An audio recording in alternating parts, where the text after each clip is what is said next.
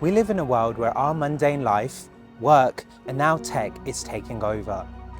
With big buildings surrounding us, people heading over into work and checking into the routine of life.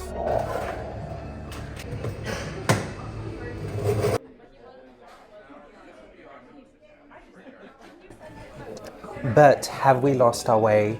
Have we disconnected from our purpose? For me, it's a yes. I think the longer I go through life, I have like an increased urge to figure out what my purpose is, but also the ultimate space for happiness. How do I find my freedom, my happiness, my success?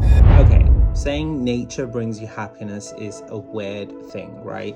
How do we really truly connect with plants? How is an inanimate object? Is it inanimate? A lot of the times we think a human being is needed for a connection. We develop, we learn, we grow. Do plants give us that same sense of connection?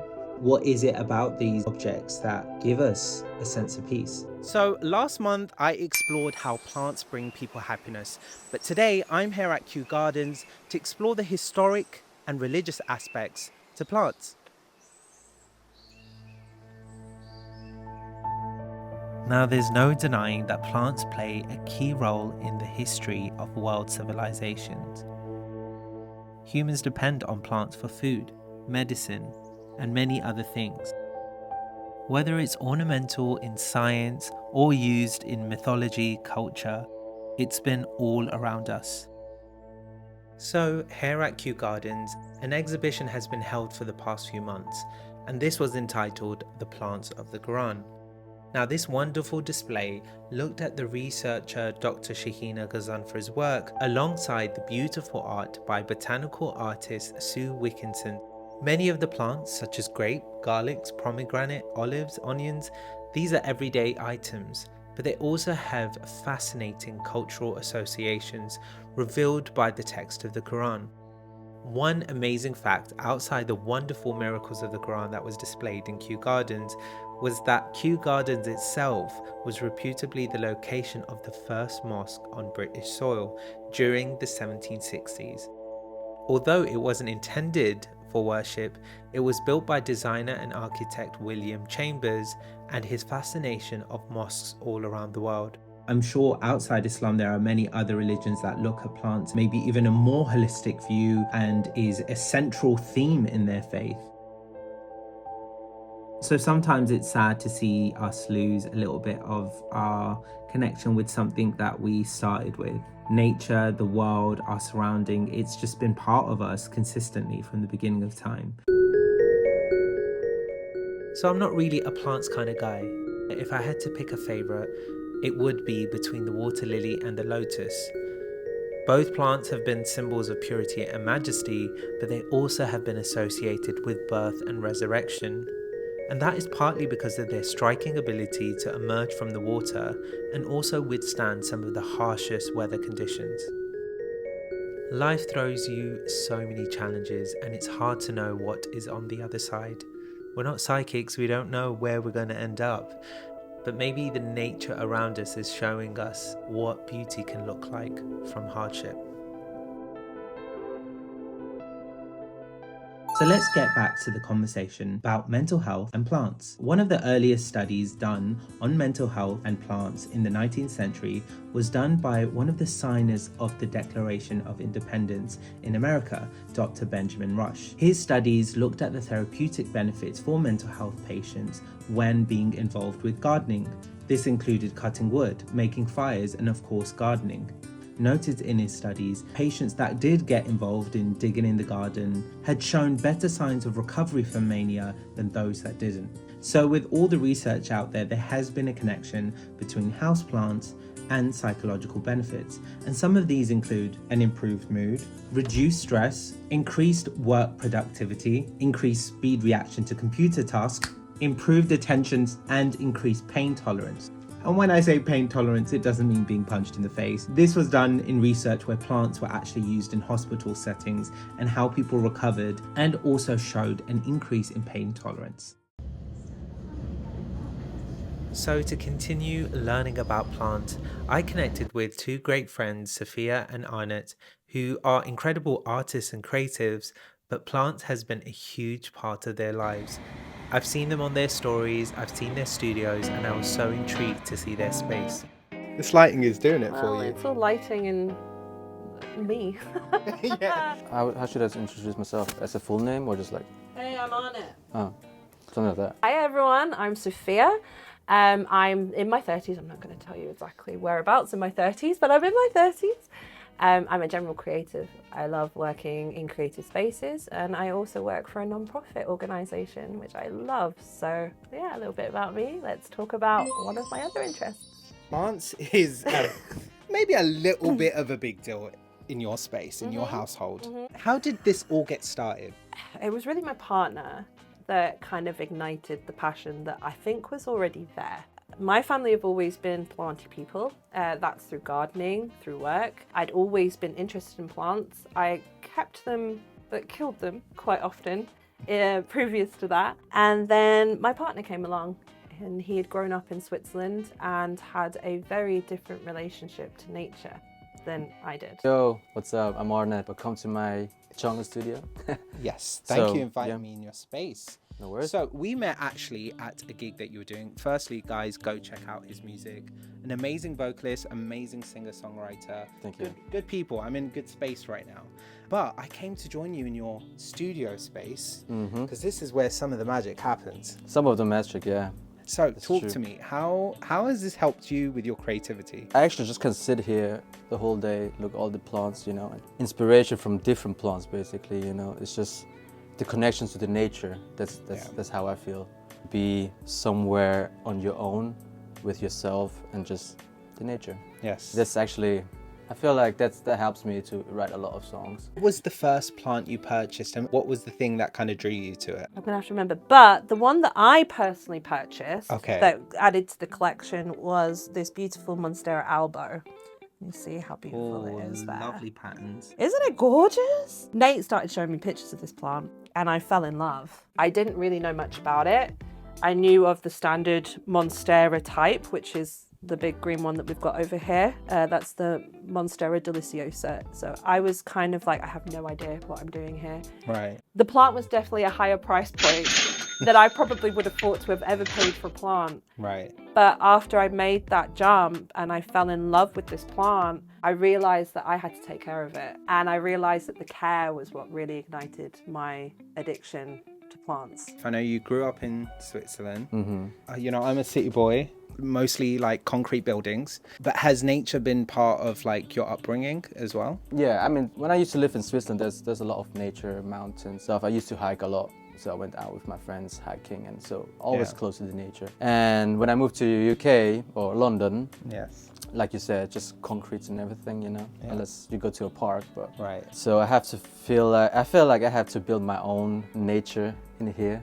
And now with everything that you have here, which is an amazing collection, there's a lot more dotted around the room, but I don't want to share too much. How do you manage it? I'm fortunate that I work from home. I'm around this all the time. It really doesn't feel like it's too time consuming. Maybe because me and Nate do this together as a couple. We have plant care together, we have different responsibilities, and we use it as quality time. What would be your recommendation for someone like me who's going to start introducing more indoor plants in their lives and in their homes? What would be your advice? Maybe one like big lesson you've learned so far. They're not as scary as you think they're going to be. Okay. I think that's the thing that really stops people, is that I don't have the time. Really, plants aren't as fussy as people think. This might look like a lot with like grow light going on up there, and you know, we've got a little humidifier and things, but that's just by the fact that we've chosen to keep tropical plants. Right. So we have to keep a condition to keep them happy. But a lot of plants will be happy in just a normal home, next to a little bit of light, next to a window, and watering once a week. When is too much? Or is that a never? I don't think it's never too much, to be honest. Okay. Yeah, I just need a bigger house, that's all. What would you say would be a good first like starter plant? Because it really depends on the individual person. It does. You know what's really calling to me? Let me just tell you what's calling. Go on, you show me. I love these ones. There's just something Ooh, about like the colours, the just the texture, it just looks amazing to me. Right, so But is that a good start? I will tell you, they're known to be finicky plants. Which is funny because they're sold in garden centres, and I see a lot of people pick them up, and I think, ooh, are you ready for that one? Are you ready? Okay. They can be drama queens. Okay. But I love that about them. Right. Because they will tell you exactly what they want and what they need. Right. So actually, in theory, if you know what you're looking out for, I think they're a great beginner plant. Okay. Because when they're thirsty, and we have watered these all, so they're not going to show you, but when they're thirsty, they will literally just start to flop like this. Right. And I mean to the point where you think they are dead. Okay. Like we had one, this is a bleaker over here. You can see her tucked in. She needed watering the other day. Right. And Nate picked up, he's like, oh, she's gone a bit limp. And I was like, oh yeah, she needs a water. I started feeling her petioles and they were soft. And I was like, oh no, she's rotting. Right. I thought she was going to die. And then I gave her a thorough water. And then the next day she was just up. Okay. Happy as Larry. Just. You know what? Yeah. And I feel like I'm connecting with this plant because this is how I am. When I'm in a good mood, you know I'm in a good mood. When I'm in a bad mood, you know. I mean, you know, where's the lie in that? Philodendron Brazil, they're not too expensive. You can find them now in a lot of garden centres, even some like places like B&Q. In fact, I got this Schinapsis here at B&Q. This is. I used to work at home base, so I feel like I need to say that too. There are other garden centres you can so shop we at. just don't have a home base near where we live, so Yeah. I apologise. I think for they're that, shut but- down. It's fine. Oh. Well, RIP. there's other garden centres Yeah, that there's you other can garden go to. centres. Go to a garden centre, it's fun. Yes. But we got this one from B&Q, and she's just kept pushing out leaves. She's been no fuss. Amazing. Every other day, I think it's a new leaf. When we first put her in here, wasn't she about here, babe, when she was trailing? I think she was about, her vines ended here. In the space of a few months, she's down to here. Incredible. What is your favourite plant in this room? The reason why I actually started collecting plants was of the Monstera. So this is actually a bigger one. I don't know the real name, but it's a Monstera. And Deliciosa. So Monsteras are actually my favorite plants because I'm connecting to my culture, you know, Thailand. In the jungle, there's a lot of, you know, I was born actually in Thailand, and so I grew up next to a jungle basically. And one of the plants are Monsteras that reminds me of home basically. That so is it's cool. a different connection. Yeah. So that one speaks out a little bit differently to you than the others. So here are some of the plants that I have added to the collection. This one on the top was the one kindly donated to me by Sophia and Arnat, looking good. Then I have a second one here and a third carnivorous one.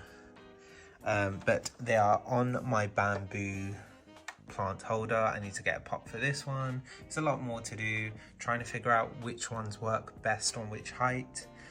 Also, for those who remember, that's the rug and carpet from Finland. But I'm very happy and made a start on this plant journey. Having indoor plants is not going to change your life, but maybe it can reduce some of the stress you have in your life. Maybe even you just open your eyes in the morning and see a beautiful plant and think, I'm at peace, or the world is with me today in my room, I'm right near nature and I feel better. Or it could just be a pretty thing to look at. My relationship with the outdoors has been pretty non-existent, and the visit to Finland made me think about plants a little bit more. So having said all of that, I really didn't know where to begin with having plants inside my home. I know nothing about plants. I don't know what's good, what needs most sunlight, what's the easiest to take care of. Priorities, guys, priorities. I'm going to try my best not to kill it, and I'll keep you posted. If you follow me on Instagram, you might see an update. And maybe I'll end with a life update. You know, I've had, not that many of you would care. If you've got this far into the video, I appreciate you. I've been kind of going through with it. I've been going through it. And what it is, I don't know. I'm just in a weird space, whether it's work, life, family, videos, music. It's just it feels, you know, loads of words, loads of like that is what it feels like. And I've needed to take some time to just stop a little bit, stop and be silent, and I haven't done that in a long time. So I'm grateful for everyone's patience. I know a few of you have reached out to me, and I did start a few projects which I really had the energy and willpower and excitement of doing, and which kind of fell through. So I do apologize for not being fully committed. But more things ahead. I'm coming back and I'm going to be better than ever. And part of this series is trying to find that balance of being strong, being confident, being happy, being secure, being safe. Yeah, just being, you know. I have some more exciting videos. Hopefully you enjoyed it. I've tried to be a bit more creative this time round, so I hope you see and appreciate that and like that. Again, I've always been so open to constructive criticism. I really want to do better as a content creator. That, you know, there's lots out there, so I've always been always appreciated every single one of you who's stopped by to watch the video. So thank you, God bless, and I'll see you next time.